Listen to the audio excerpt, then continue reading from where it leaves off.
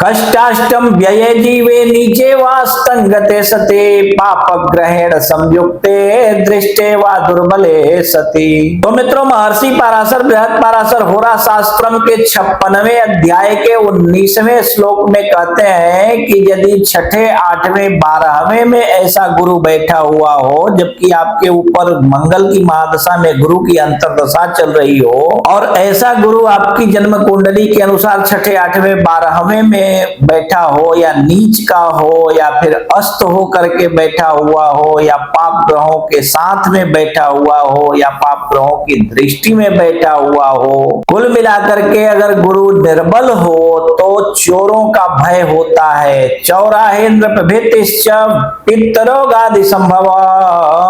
कहते हैं कि ऐसे समय में चोर का भय और राजा का भी इतना ही भय सदैव बना रहता है, अर्थात ईडी की रेड होने का भी खतरा आपके सर पे सदैव बना रहता है, और सर्प से भी ऐसे जातक को ऐसे समय में सदैव भय बना रहता है। पित्त से संबंधित आपको अनेकों रोग हो सकते हैं, और ये रोग बढ़ते ही रहते हैं। और गुरु एक ऐसा ग्रह है जो प्रेत भय भी देता है, प्रेत बाधा भी करवाता है। कहते हैं कि प्रेत बाधा भृत्यनाशः सोदराणाम विनाशनम द्वेते अद्योदनाथे तो यपमृत्युर्ज्वरादिकम तददोष परिहारार्थम शिव सहस्रकम जपेत। कहते हैं कि ऐसा गुरु आपके जीवन में प्रेत बाधा भी दे सकता है, सेवकों और कर्मचारियों की हानि भी यदि आपके व्यवसाय में या आपके व्यापारिक प्रतिष्ठानों में होती है, अर्थात नौकर आपको नहीं मिलते या मिलते हैं तो भाग जाते हैं, तो ऐसा काम भी गुरु ही करवाता है। यदि आपकी जन्म कुंडली के छठे, 8वें, 12वें घर में बैठा हुआ हो, नीच का हो,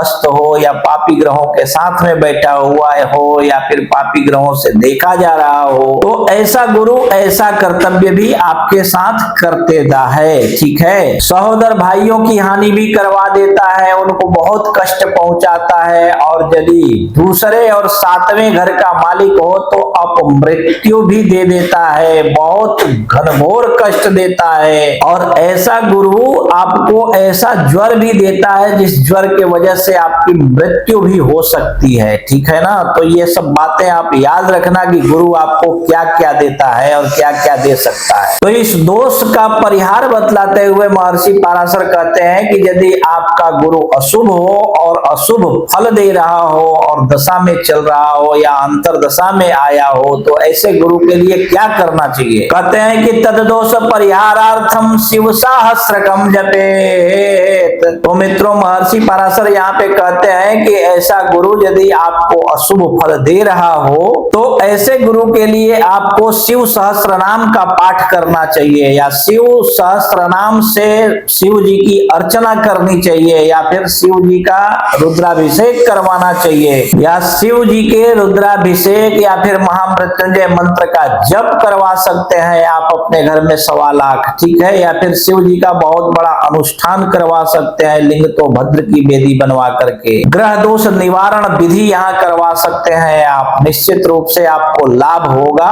और कहते हैं कि ऐसे दोषों के परिहार के लिए अथवा निवारण के लिए आपको इस समय में शिव सहस्त्र नाम का पाठ या शिव से संबंधित अनुष्ठान बड़े से बड़ा आपको करवाना चाहिए। ठीक है, तो इसी प्रकार आप भी अपनी कुंडली देखिए और अपने बारे में समझ लीजिए, और यदि आपको इसके बाद भी अपनी कुंडली समझ में न आवे तो आप किसी कुशल श्रेष्ठ विद्वान अनुभवी ज्योतिषी से अपनी कुंडली दिखाइए। और कोई श्रेष्ठ विद्वान आपको आपके आजू बाजू में न मिले तो आप अपनी कुंडली हमें दिखा सकते हैं। आप देश विदेश कहीं भी रहते हो, फोन कीजिए, फोन पर ही हम आपकी कुंडली देखकर एक एक बात विस्तार पूर्वक समझाकर बतला देंगे। ठीक है।